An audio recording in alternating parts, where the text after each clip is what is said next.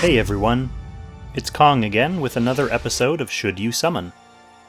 As always, in this video I'm going to be presenting high-level overviews, using these 4 criteria to help you decide whether this banner is worth your hard-earned vouchers and crystals. I'll be looking at how these characters fit into your team, whether they unlock any bonds, what kind of content they get used for, and their future availability. So let's get right into this Destiny banner featuring Listell, Lambda, and Brenda, running from August 13th to 26th.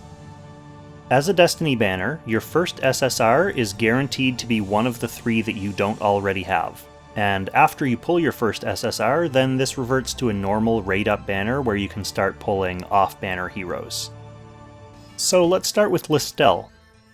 She's a fairly versatile, mostly PvP-focused unit who has managed to stay in people's boxes through the last several seasons. She has minor self and team healing skills, and an ability that lets her guard magical damage. She's a stat conversion character, so her outgoing damage is based on her magic defense rather than her int. And she's most often built for general bulk, to make it extra annoying to try to get rid of her in PvP. She has no 3-cost skill or unique equipment yet, so she still has some room to grow as well.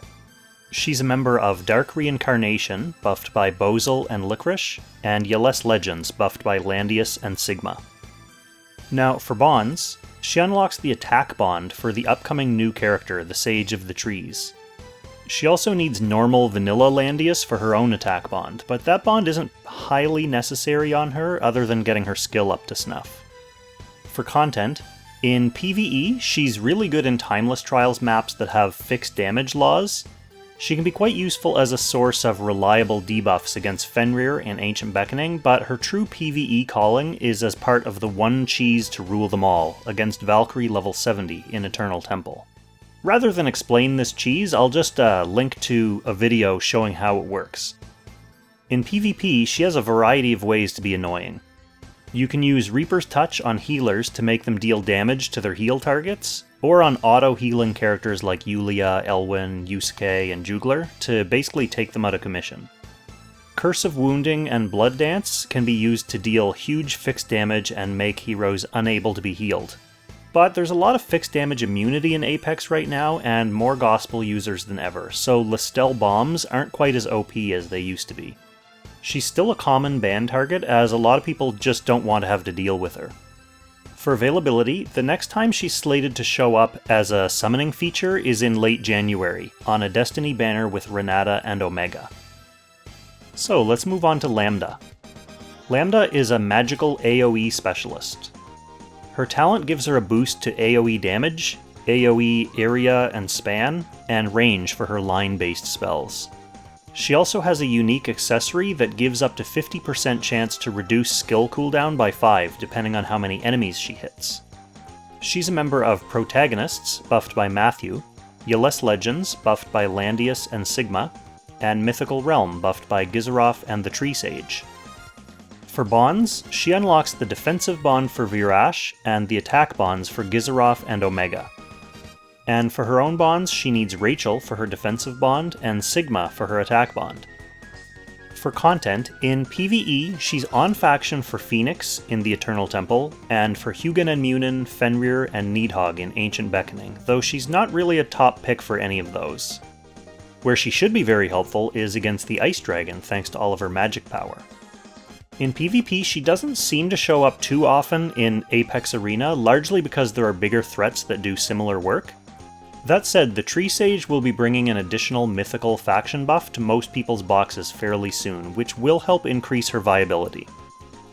And for availability, she's not on the predicted banner schedule right now, so don't expect her to show up on a banner before late January, early February at the earliest.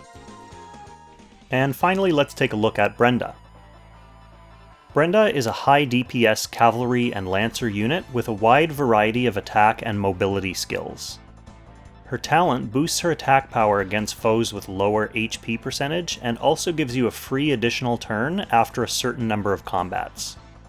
Her 3-cost skill, scheduled to come to global servers in January, is almost like a beefed up chivalry, boosting her attack and letting her move 3 additional spaces before attacking, and also letting her move through enemies Ares style. She's a member of Meteor Strike, buffed by Zerida, and YELESS Legends, buffed by Landius and Sigma. For bonds, she unlocks the defensive bond for Shilinka and the upcoming new character Helena. And for her own bonds, she needs Virash to unlock her defensive bond and Rainforce to unlock her attack bond. For content, in PvE, she's on faction for Scylla and Phoenix in the Eternal Temple, and with her mobility skills I could actually see her being fairly useful for both of those, depending on your team. She's also on faction for Nidhogg and Jormungandr in Ancient Beckoning. She's definitely intended more as a PvP hero though, where she plays a similar role as a tank-busting Lancer Elwyn. In a big advantage over short-legged Elwyn, at least for now until he gets his SP form, she has Strike, Move Again, and her talent to give her lots of options for approaching and retreating. For availability, Brenda is predicted to return at the start of January on a Destiny banner alongside Sigma and Claret. So here's the quick and dirty.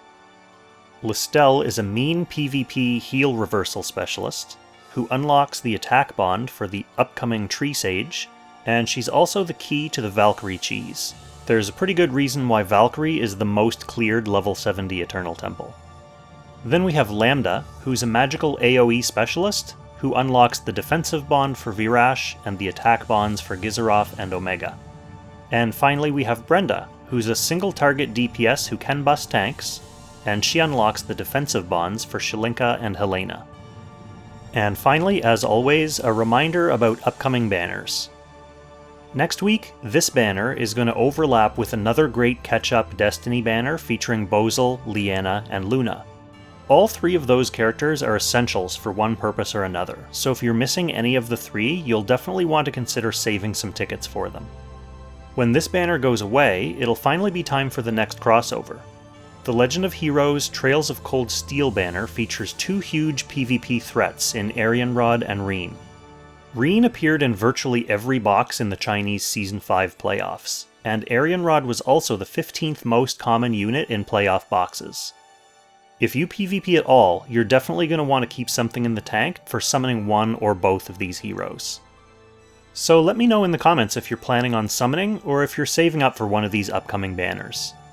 I'll probably throw 10 tickets at this one just in the offhand chance of getting some more Listell shards, but otherwise I'll carry that pity forward to one of the next banners. As always, thanks so much for watching, and I'll catch you again in the next Should You Summon.